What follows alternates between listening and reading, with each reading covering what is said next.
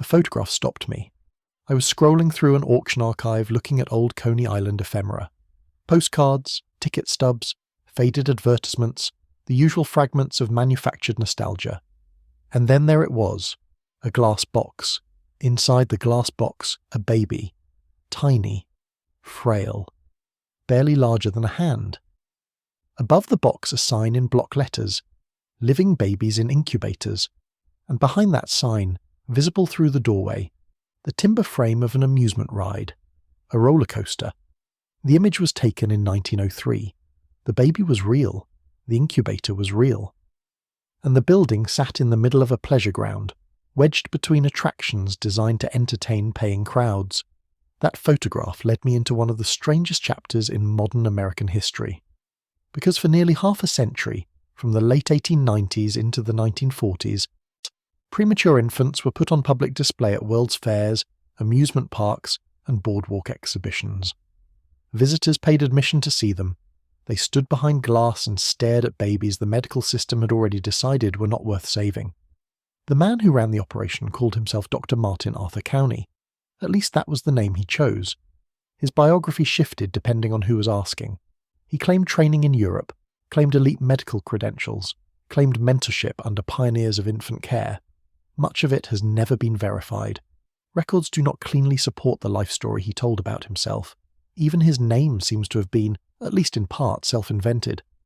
And yet this man, with credentials no one could fully confirm, appears to have done something the respectable institutions of his time largely refused to do.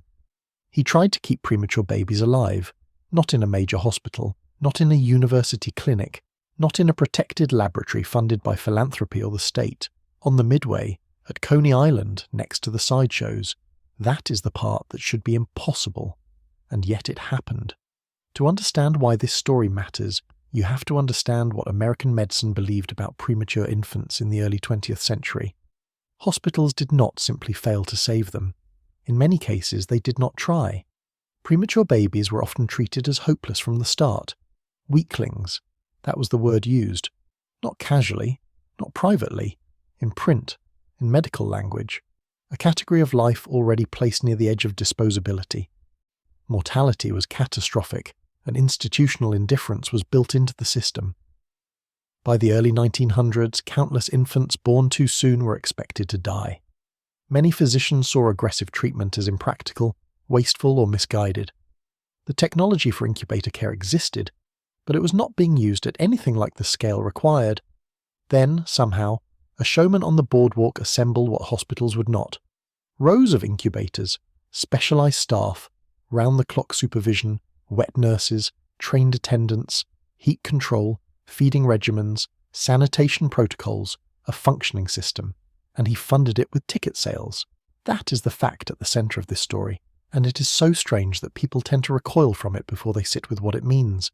Yes, it was spectacle. Yes, it was commercialization. Yes, the image is disturbing.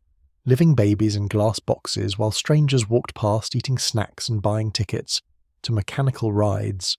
There is no clean way to make that feel acceptable.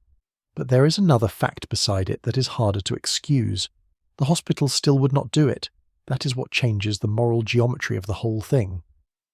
Because the incubator exhibit was not replacing a humane system with a vulgar one, it was filling a void. It existed because the institutions that should have saved those babies had already decided not to build a place for them, and that refusal was not just economic, it was ideological. This is where the story darkens. Because the same era that produced incubator babies on display also produced a culture obsessed with sorting human worth.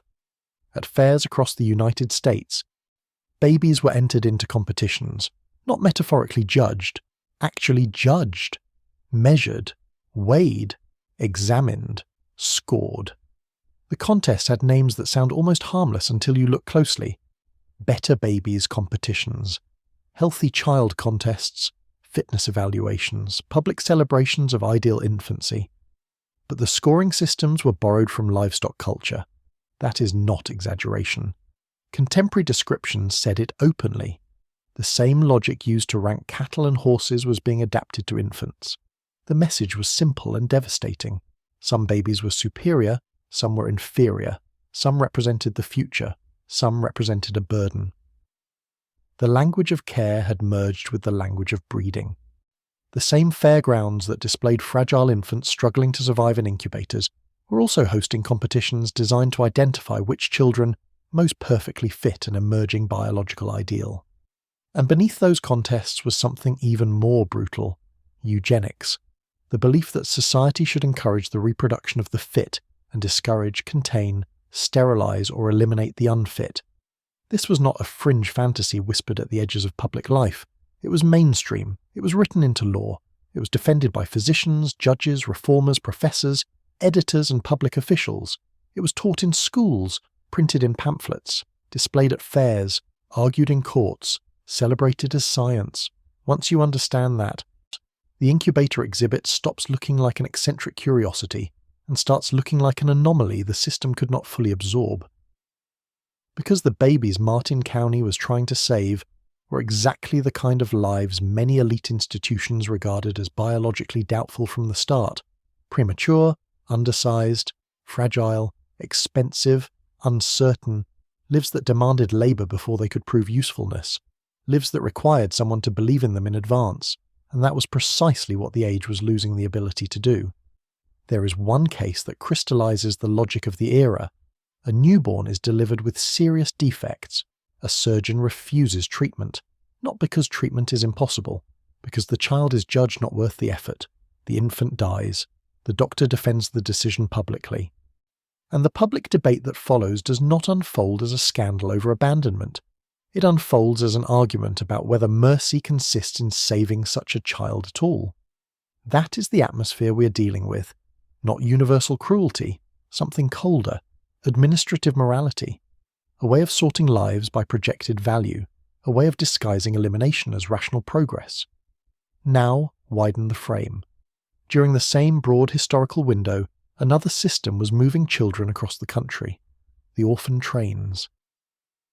From the 1850s through the 1920s, hundreds of thousands of children were taken from urban centres and sent westward or into rural communities, distributed through institutional networks that claimed to be solving poverty, disorder, and social breakdown.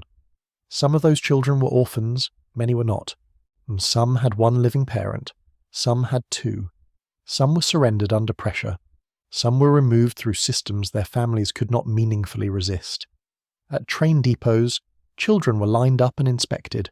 Prospective guardians or employers looked them over. Size, health, demeanour, usefulness. Accounts from the time repeatedly strained toward comparisons people now find unbearable, because the process resembled selection in a market more than reunion in a family. Names were altered, origins were lost, records were partial, inconsistent, or never made in durable form at all. A child could pass through that system and emerge into adulthood with no reliable bridge back to the beginning of his or her own life. That matters here because it reveals the same institutional habit appearing in different forms. Not always killing, not always rescuing, but processing, sorting, relabeling, redistributing, evaluating bodies under systems larger than the families that produced them. And if you stand back far enough, the pattern becomes difficult to ignore. Premature infants displayed behind glass, children scored for biological excellence, disabled newborns denied treatment, mass sterilization campaigns, children shipped by rail and cut off from their origins, different mechanisms, different buildings, same decades, same hunger to classify, same confidence that institutions had the right to decide which human beginnings should be cultivated, managed, corrected, or allowed to disappear. This is the part where I have to be careful. Patterns can mislead. Separate phenomena can create the illusion of a single design where none existed. That is true. And yet some periods of history produce such dense repetitions of the same moral structure that coincidence begins to feel thinner than continuity. Even the imagery of the era is strange. Postcards circulated in Europe and America showing babies sprouting from cabbage patches, being harvested from gardens, transported like goods, delivered in batches by fantasy systems of mass production. At first glance they look whimsical. Then you notice how often the child is treated not as a person entering a family, but as an object emerging from a process, a product, a unit, a thing to be delivered, selected, arranged. Perhaps that imagery means nothing. Perhaps it is only cultural ornament, but it sits uneasily beside the actual history. Real children moved by institutions, real infants judged by inherited value, real babies placed behind glass for public viewing because no recognised hospital would care for them. And then, as if the story required one more impossible turn, the park itself burned. In 1911, a major fire tore through dreamland at Coney Island. Buildings ignited fast, attractions collapsed, animals died, panic spread, and inside the incubator building were premature babies.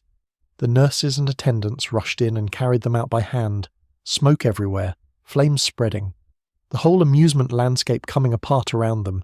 Some accounts say sideshow performers helped with the rescue, human curiosities, as the Age called them. People displayed as bodily anomalies helping carry premature infants to safety, while respectable medicine still regarded such babies as unlikely investments. The symbolism is almost too exact. The people society treated as spectacles helped save the children society had not built a proper place for. All 6 babies survived that fire. That matters. Because after the spectacle, after the smoke cleared, after the newspapers wrote their copy, the same moral contradiction remained in place. Authorities objected to babies being cared for in amusement parks. Fair enough. But the hospitals still would not take responsibility. The problem was not that the boardwalk had become a nursery. The problem was that the nursery had been forced onto the boardwalk in the first place. Coney continued for decades. He exhibited infants at fairs and parks. He refined methods. He built public visibility around care that formal medicine had hesitated to own. Eventually the hospitals adopted incubator medicine more fully. They used the methods. They normalized the technology. And once the practice became respectable, the man who had kept it alive at the margins faded into the background. By the early 1940s, the era of incubator exhibitions was ending. Hospitals were beginning to establish permanent premature infant stations. The midway was no longer the only place a tiny baby could be kept alive. The sideshow solution became unnecessary because medicine, at last, had decided to become medicine. And that should have produced a neat ending. A strange but inspiring story. An imposter with questionable credentials saves lives until the system catches up. But that version is too clean, because it leaves the system morally intact, and the system is the real subject. A society that could rank babies by hereditary value. A legal order that would sterilize tens of thousands in the name of future fitness. A medical culture that could describe fragile newborns as weaklings and decline to intervene. An institutional network that moved children across states and severed their identities. And inside that world, one unofficial operator keeping thousands of premature infants alive through a commercial spectacle that should not have been necessary and should not have existed, except it did, because no sanctioned institution would fully do the work. That is not a quirky footnote. That is an indictment. The questions that remain are the ones that disturb me most. Where did all those premature babies come from in an era when hospitals barely acknowledged them as patients worth intensive care? How did an unverified doctor operate for decades in public view, while a highly organised system of medical, legal and bureaucratic authority was actively policing human fitness elsewhere?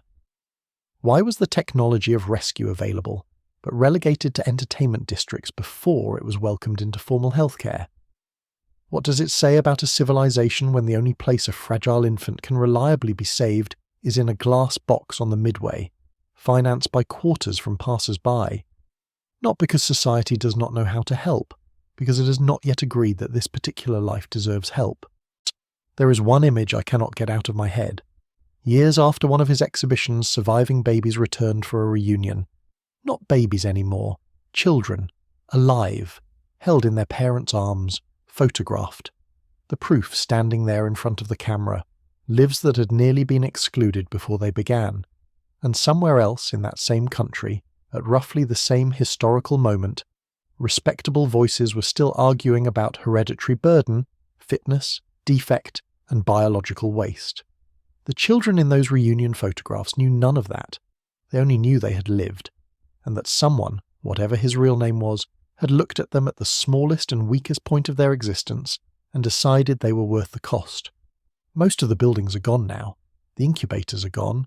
The records are incomplete.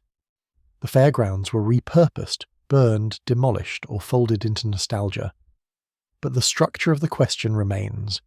What happened in those decades when babies could be classified as promising or defective, superior or hopeless, fit for investment or suitable for neglect?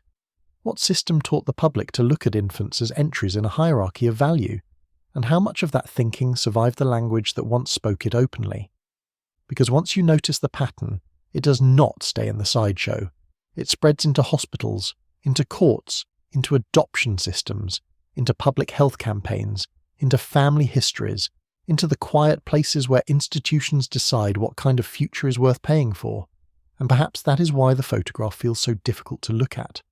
Not because it shows a baby in a glass box, but because it reveals a society in which the glass box for a time was the most honest place in the room.